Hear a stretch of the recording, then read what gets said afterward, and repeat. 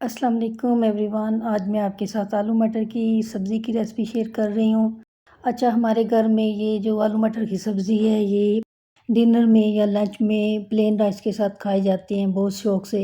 और उसके बाद ये नाश्ते में पराठे के साथ हमें बहुत मज़ा देते हैं। रोटी और नान के साथ भी ये अच्छे लगते हैं। कुछ कुकिंग टिप्स भी मैं आपके साथ शेयर करूँगी। तो चलिए रेसिपी स्टार्ट करते हैं। बिस्मिल्लाहिर्रहमानिर्रहीम। मीडियम साइज़ की प्याज से जो छोटी प्याज है वो मैंने ले ली है और 3 छोटे टमाटर और 2-3 हरी मिर्चें ले ली हैं। तो प्याज को मैं बारीक स्लाइस कर लूँगी स्लाइसर की मदद से। यहाँ पे एक मैं आपको टिप दूँगी कि अगर प्याज अच्छी फ्राई करना चाहते हैं तो इसको हमेशा बारीक स्लाइस करने हैं। तो यहाँ पे कुकिंग स्पून जिससे मैं रोज़मर्रा की हंडिया पकाती हूँ वो 2.5 चम्मच मैं इसमें ऑयल के ले रही हूँ।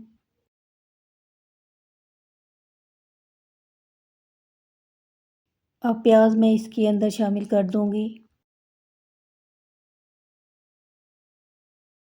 और दूसरी तरफ मैं टमाटर और हरी मिर्चें हैं इनको काट लूँगी।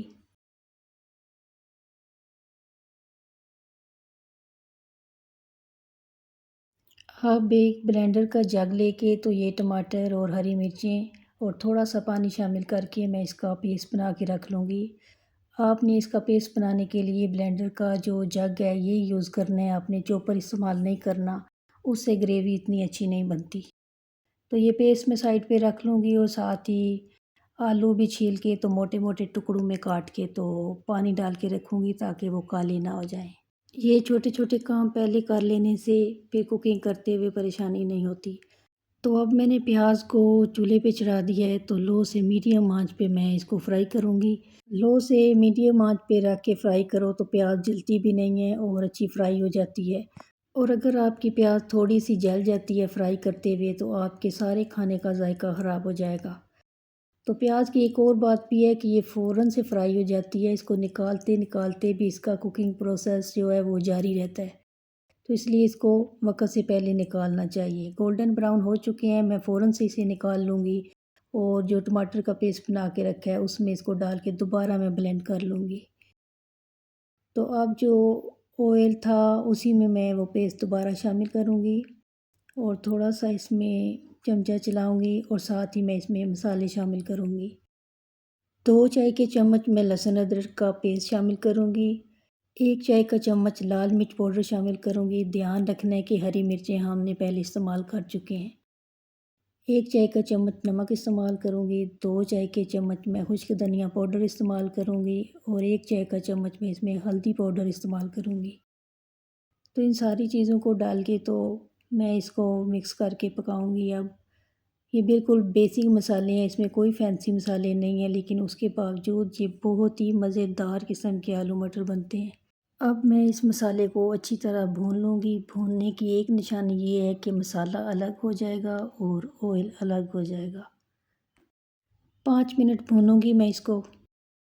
तो अब आप देख सकते हैं कि ऑयल सेपरेट हो चुका है, मसाला मेरा भुन चुका है। अब इसमें मैं 2 कप मटर शामिल कर रही हूँ। मटर मैं फ़्रोज़न लिए हैं, तकरीबन 2 कप है। तो जब ये मैं मसाले में शामिल करूँगी तो चूँकि ये ठंडे हैं तो मसाला फ़ौरन से जम जाएगा। लेकिन कोई बात नहीं, ये थोड़ी देर तक ठीक हो जाएगा। बस 5 मिनट तक मैं मज़ीद मटर डाल के इसको भूनूँगी ताकि मटर थोड़े गल जाएँ। तो उसके बाद मैं इसमें आलू शामिल कर दूँगी। आलू डालने के बाद इसको बिल्कुल भी नहीं भूनना। कोई भी शोरबे वाली चीज़ हो, आलू मटर, आलू गोश्त, आलू चिकन, तो एंड पे आलू शामिल करके तो उसको भुना नहीं जाता, वो ऐसे ही डाले जाते हैं। आलू डालते साथ मैं इसमें 2 गिलास पानी शामिल करूँगी और जिस ब्लेंडर के जग में मैंने पेस्ट बनाया था, थोड़ा-सा पानी उसमें भी डाल के मैं वापस आलू मटर में शामिल करूँगी। और ग्रेवी आप अपनी मर्ज़ी के मुताबिक रख सकते हैं, जितनी आपको थिक चाहिए।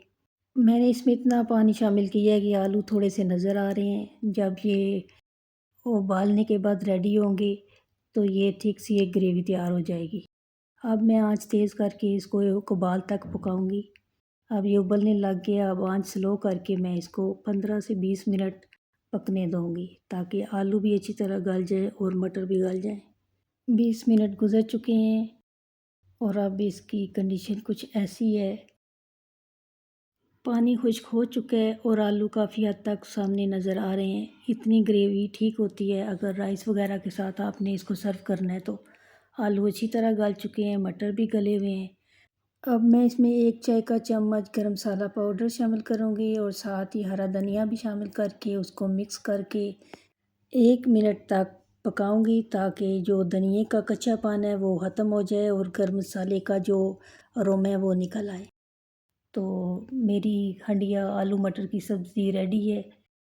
अब मैं इसका ढक्कन लगा दूँगी और चूल्हा बंद कर दूँगी। यहाँ पे मेरी एक टिप आप याद रखें कि जब भी सब्ज़ी पकाएं तो हमेशा फ्रेश सब्ज़ी यूज़ किया करें, उससे आपका टेस्ट जो खाने का ना वो डबल हो जाता है। बासी सब्ज़ी इस्तेमाल करें तो आधा जायका उसका कम हो जाता है। तो यहाँ पे मैं आपको डिश आउट करके दिखाती हूँ। तो इसकी शक्ल देखें कितनी प्यारी लग रही है। जितनी ये प्यारी देखने में लग रही है, ये खाने में उससे भी कई गुना ज़्यादा मज़ेदार है। और आलू भी बिल्कुल परफेक्ट गले हुए हैं। मेरी वीडियो से अगर कुछ भी आपको सीखने को मिला है तो मेरे चैनल को सब्सक्राइब, लाइक और शेयर करना ना भूलिएगा। Thank you for watching. मिलते हैं नेक्स्ट वीडियो में इंशाल्लाह। अल्लाह हाफ़िज़।